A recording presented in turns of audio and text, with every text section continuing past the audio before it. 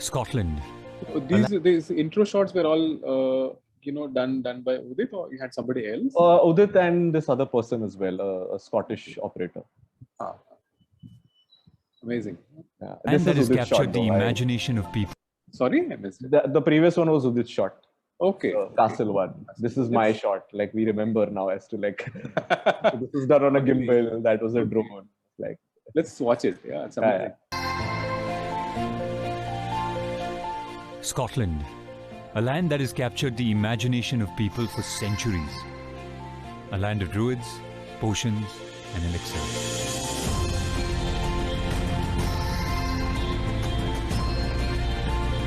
I've always wondered what makes Scotland so captivating.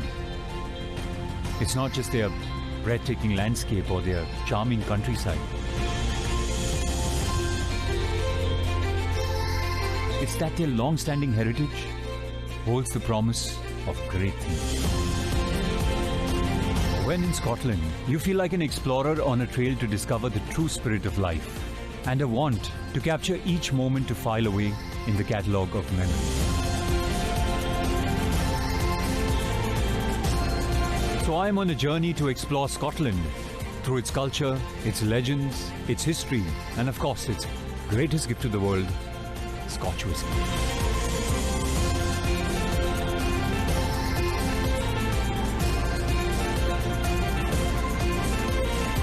And along the way, create unforgettable memories that become some of the defining moments in life.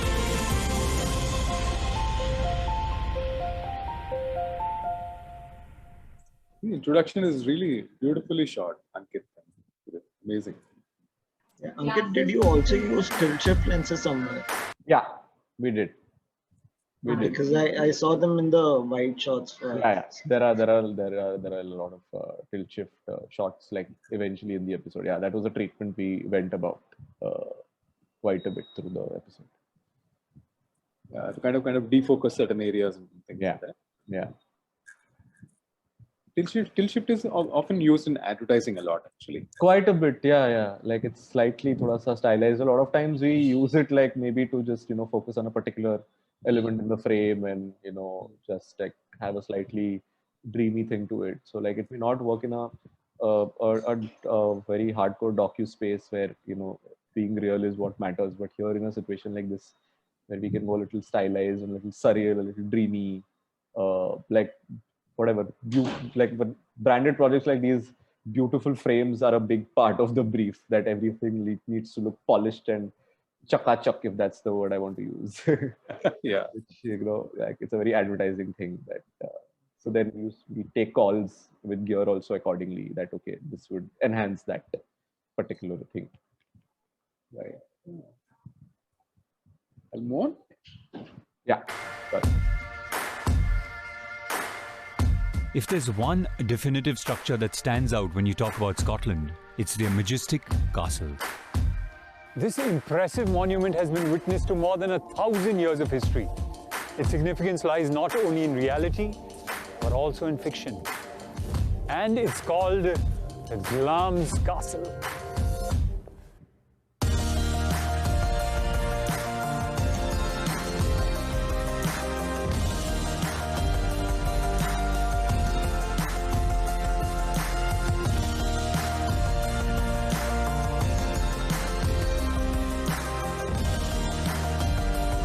Not only was it the childhood home of Queen Elizabeth, mother of all the current... these are like, what focal length would this have been? 18? Yeah, like this was, these must have been on a 1635, so maybe like a 16 to 18. We used a lot of this lensing because a lot of these castles and palaces, and because they are nice and majestic, so this kind of lensing definitely like adds to this. So we used quite a bit of this throughout the series. Right. Queen of the United Kingdom. But it was also the inspiration for Shakespeare's famous play, Macbeth. So all these shots were all taken on 50 FPS? Yeah. Okay. Most of these shots were taken on 50 FPS as a template. Yeah. And gimbal. Yeah. To help me get a better understanding of the place, I have my travel companion, James. James Wright is a Scottish travel photographer. His unconventional style of capturing landscapes has helped bring a whole new perspective of looking at Scotland to the world. And while he may be known for his landscape photography, he's also a keen history buff. So I'm looking forward to exploring Glums with him. Oh my God, this is lovely. This is beautiful.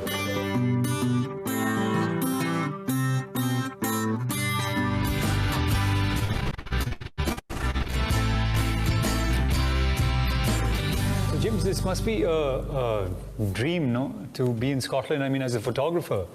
You guys have over like 2,000 castles, you've got like breathtaking landscapes. When I'm photographing the castles and the landscape, it's always about trying to give context to... Yeah, Ankit, I can see two cameras working here. And one camera is moving from Kunal to the photographer over here. Yeah. So in this case, you had the assistant director on one of the cameras, or how did it actually? So the gimbal, there's a master. I think it's been operated by Sanjana, who's the director, and I think Udit was on this camera because while this conversation was happening, I was taking B-rolls of the castle to establish the space. So a lot of times, like if it's an instructed thing. So if Udit is operating this, or if I'm operating, a lot of times we would focus because we know there's a master that's there. We are getting a few seconds to maybe move to this person and just try to get maybe two perspectives from one camera as much as possible. So instinctively maybe switch to the person who's talking and then maybe go back to Kunal. But focus while conversation is happening would always be the artist or the photographer or the interviewee because this thing is coming. A lot of times we would actually ask Kunal to repeat a few questions as well at the end of it. Because he can repeat questions. He can ask those questions again. That's okay. Answers we may not get the right ones again, but questions can be repeated. So sometimes the second camera would just get those additional pickups later, which is also a very common thing that we do in shows like these. Right. So I think the second camera is also pretty much closer to the wider camera, but on a tighter lens. Yeah, so if the wide is this, then maybe thoda sa at a 30-degree angle, there's a second camera that's trying to not come in as much as possible.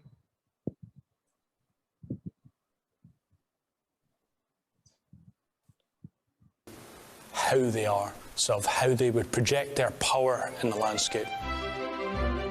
Glums Castle, with its 125 rooms and lavish interiors, shows you grandeur at its absolute finest. I love the movements on the paintings also. It all really seamlessly works with the entire rhythm of the other shots actually. And you obviously. So this is all Scottish workmanship, but the form. Sorry, Gandharv, you were asking. Yeah, I was just asking you. Obviously, the script that he's sort of the voiceover. Was that already ready, or did a lot of that actually happen after you guys had shot, or did you already know what he was going to say? A few things. A lot of VOs are also done later because while the edit is happening, okay, these kind of things you need. A lot of VOs happen at the end of the day, but we are aware. If we know in a place like this, as a DP also, I know that he's going to talk about the grandeur of the place. Then we have to get complementary visuals that show that grandeur, and because they are walking around everywhere, all the B-roll also has movement as if someone is going and exploring it. So a lot of shots are through the doors, they are going around because these guys are also going. So even though they are shot at two different times, just to match it seamlessly, we would know, okay, if this is going to be cut this way, then the other camera also needs to get a movement. Because if these guys are moving around and going and there's a static shot coming from me, then it might have some, it might feel that there's a visual job. Yeah. So that's a call that we take beforehand. Okay, this is how we'll treat this entire segment as a treatment. Itself. And you alluded already to this fact of with Kunal, you had the ability to sort of do a take two. So this was as compared to Vice, this was sort of in the middle where you actually did, because the content is not so serious in terms of that you can't get someone to recreate raw emotion because this is presentation rather than capturing. Because obviously what is being said is very important. So we are trying to get the conversations as naturally as possible. But when it comes to certain questions and stuff, you can repeat it. And an actor, Kunal is also an actor. He knows, he'll do 5 takes with the same beat and same emotion. Right? If it's with someone who's not an actor or a trained whatever, who knows how to take the same beat and repeat those emotions 5 more times, it's a little difficult. But as an actor, it's easy because he would be able to do it same way in the first take and the 10th take. We won't depend on it, but it's flexible. There's a safety net. There is a safety option. I'll play along. Yeah, thank you. For this is Italian, and apparently had quite an input into the design of this. There's only 3 examples of work like this on the ceilings in Scotland, and this is probably the finest example of it.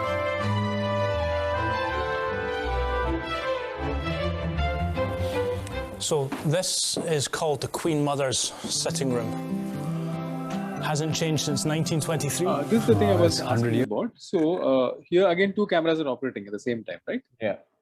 So even in the movement, you have one on the wide and one kind of, following the characters. Yeah, I mean, a lot of times you would end up clashing also because when there's a lot of walk and talk, the chaos behind the camera is insane. Where people are also trying to avoid each other, and these guys are also trying to not be conscious because everyone is trying to come into each other's frame. Someone is going under the table, hiding behind the door and stuff like that. That happens quite a bit. So people are also trying to get framed. But again, we are not cutting because we are like, okay, let the flow go on as naturally as possible. If it's too bad, where it's just the 2 cameras are right in front of each other and there's a clash, then we'll be like, it's okay, we'll do another take of an entry or whatever. In those situations, but here, thoda sa, it's okay. And it was our favorite room.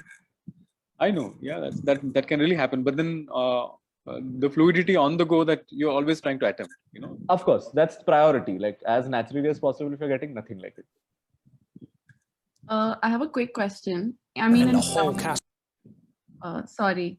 Yes, in terms of approach, how different do you approach your travel shoot and your docu shoots? Do you think details are important in travel shoots compared to the docu shoots? What is important? Sorry, I missed that. The detailing, here the detailing, showing the place. It's not just about docu shoot or travel shoot, because we are using these like a docu shoot is also a travel shoot, and a travel shoot it could be vice versa. Because here this is a brand shoot as well along with a travel shoot, right? So the detailing in terms of so the approach is different, because we are treating this as a brand shoot first and a travel shoot second. I'm so our approach is a little different compared to a docu. With docus, right? A lot of times, I may not mess around with the space as much as I would mess around with the space here, because there, my space and whatever it is, the way it is, I want to film it that way. That is important. It's more confined. More than confined, it's more I want to present it how it is. Here, I still have the liberty to make it more beautiful because I want to make it look beautiful. Yeah, aesthetic pleasing. Aesthetically pleasing is a big thing in a series like this, because that is priority. You can move away from the reality of it a bit, to maybe in a docu, in a Vice docu, I shouldn't be doing that ideally, because I'm trying to present it in the most real way as much as possible. Yeah. Here it's okay. Yeah. Got it. Thank you. Also, in a room like this, once you're in here, I'm guessing you have the time to obviously decide to switch on. The practical over there is a choice. Yeah. You have your time to set up sort of. You want we go in and we see, okay, some lights, okay, chahiye, nahi chahiye. Most of these places, because they're going 360-degree, we're using whatever is available. A lot of times if they're sitting down and talking, then we have lit it up little bit, thoda sa, maybe just enhance the practical or whatever. But in a 360 conversation like this, whatever practicals are there, we are using. Sometimes we switch off, sometimes we switch on. Sometimes it's too bright, so we're like, oh, let's just switch off the ambience and just keep these lamps on. Or sometimes you're like, okay, no, kuch bhi nahi hai, to thoda sa add karte hain. So we take a call depending on the space. Did you have a production designer for this? No.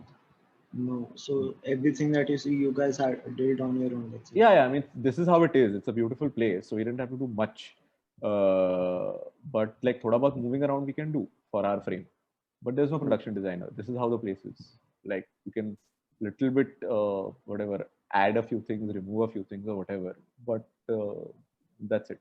Here in Glams, for example, this particular episode, I don't think we messed around because it's a heritage castle. We were not allowed to like move around things as well. This is how it is, and this is how we were supposed to film, and we had a very limited time. So here you can't. Like some places, maybe in a distillery where things are in our control, we can move around a few things, but here. How stressed were you about breaking something? Oh, extremely stressed. Oh man. So Ankit, shooting. Sorry, yeah. Those people were a bit anal. Nice people, but they were a little anal, and it's okay. I give it to them. They have preserved this for like hundreds of years, and Yeah, you know how the saying goes: "Don't give your house to a film crew ever." They're giving exactly. heritage. Oh, yeah. Every time, like, yeah, it's just like. So most of it was staged, right? Like from them moving from one room to the other. Like you knew this was gonna, like this was their initial. Yeah. Like we would tell them to like enter and have a conversation here. We won't tell them exactly क्या मतलब अच्छा इधर ही light के नीचे खड़ा रह के बात कर and stuff like that. But we would pick these rooms and they would go in these rooms and we would talk. So that is something that it was in our control. That is our choice. That way. Yeah. Sorry, go on. No, this totally reminds me of like the time when I visited Napa. That was also a distillery, like a wine distillery. Right. So it definitely, like, I know how this was probably shot because of that. I can just relate to the picturization. Right. So Ankit, how are you, since you're moving on a gimbal now, and from moving from one room to the other, how are you going about controlling the exposure then? A lot of times, see, like if you're moving from one room to the other, we would sort of like it's not like we are moving in the edit. So a lot of times entries and exits are there, and if we are controlling exposure, sometimes we are just controlling while the movement is happening. Maybe the editor doesn't use that chunk, or sometimes he does it, and it's like that slight edit, like whatever exposure change just comes in. But most of the times, the editor may not use that one chunk where the exposure changes seen. So and here with entries and exits, if it's completely dark and completely bright, then we would obviously not do a seamless movement. And I would tell the director, or we would like break it down. Okay, chalo, you just do an entry, we cut, and camera switch go inside, and you do the exit separately or entry separately, vice versa, that kind of thing. So that much staging is like we can do. We have that in control. So ना ये नहीं कि absolutely एक room से दूसरे जाने में, तो that has to be naturally taken, not necessary. Ankit, yeah, sorry, Anju, please. Ribu, carry on. I can ask you later. So Ankit, so when you were shooting in this castle, did you get the opportunity to visit the space beforehand and sort of plan out? No. Okay, that was like completely on location. You guys. Yeah, go in, see it quickly, think in 10 minutes. Like you have to be like fucking, up your game, aware, see things, make decisions spot on. Okay, you are here. Oh, these are like 4 nice frames. Choose 2 and film. Like this is called photos we had seen because we had pictures, but when we went there, obviously mind things differently. But you have to be extremely sort of be present there to like take those calls because like for example, we didn't have that much time to shoot in this castle, and tourists were also around while we were filming. So we also had to vacate rooms in between for the tourists to come in, and tourists had to clear while we are filming. So it was a simultaneous process that was wow. Right. In a place like this, if I'm in a distillery where the brand is the one that is taking me there, it's the brand's distillery. So there, thoda sa I have time to like mess with a few things and take time to go see the place. At this side, आराम से कि यहाँ पे बैठेंगे. Okay, we need 15 minutes to do lighting. Or we'll make them sit there. Then we have time to think and do some pre-prod. But here, thoda sa you have to be thoda sa quick with thinking to pick frames and pick locations. Got it. Ankit, since you were shooting on a log mode, did you have a LUT on the monitor, on the display? So sometimes I keep the LUT on just for my reference in the beginning. But that's a subjective thing. Every DP thinks differently. Sometimes people just shoot with log, people keep the LUT on throughout. I generally, before I start filming, I keep the LUT on to just see how my frame is looking. and then I switch it off and shoot and look at my frame in log.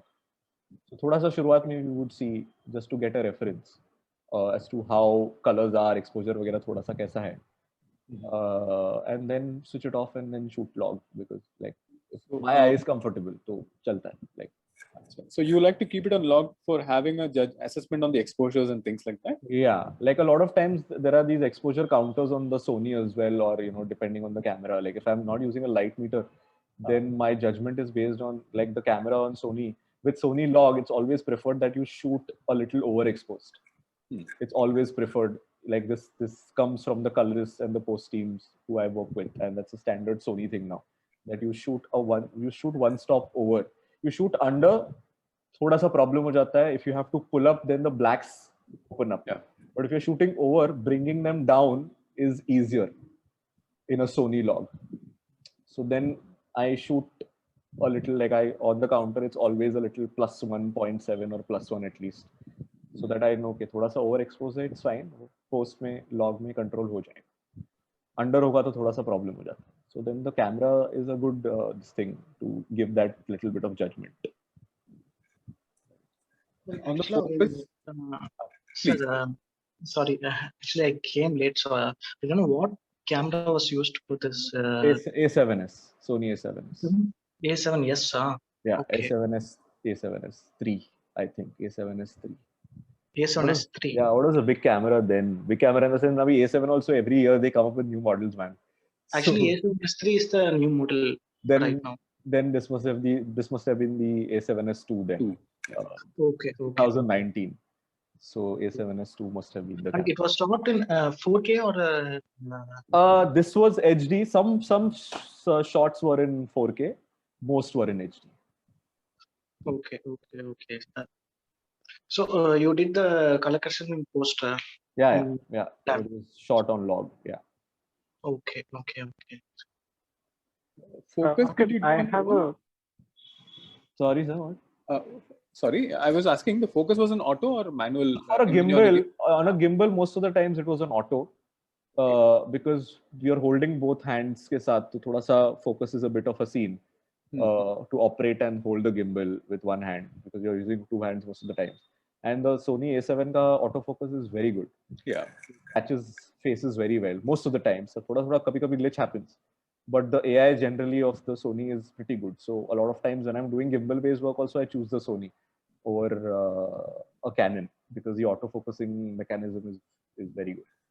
But if like the second camera, which is on a telly, must be on a manual for sure. Ankit, were you given instructions on the resolution of the codec that you were that you were shooting on, or was that? There is a guideline that is there generally that comes from the broadcaster or from the like if I'm shooting for Netflix, then Netflix gives a guideline as to what format it needs to be shot in for broadcast, or Discovery has a guideline, or Red Bull. So every brand has a different guideline that comes in, or every platform. So you get like a basic set of guidelines as to what format and stuff is, but more, like something like your Arri, Red, Sony are generally universal, so it's not a big like hassle. You need a particular this thing. So unless like Netflix is the most difficult in terms of they need 4K and you absolutely have to shoot on an Arri or a Red or something like that. But most of the other platforms have very basic universal guidelines that are pretty much the template, and most of the cameras that we use in India, at least, whatever, like stick to those guidelines. Right. So other basic question is, was it shot on NTSC or? This was shot on PAL. PAL, Europe. Yeah. This was shot on PAL. Okay. Shall I play along a bit? Yeah. The Queen Mother's sitting room has been kept just as it was when she came here as a little girl, with family photographs visible everywhere. A signed photograph of the Queen is on display here too. It's amazing. There's just so many, timeless moments captured in these pictures. Like just like stepping back into time, no? So I've always been so fascinated. Inserts were shot later, right? The inserts were shot later.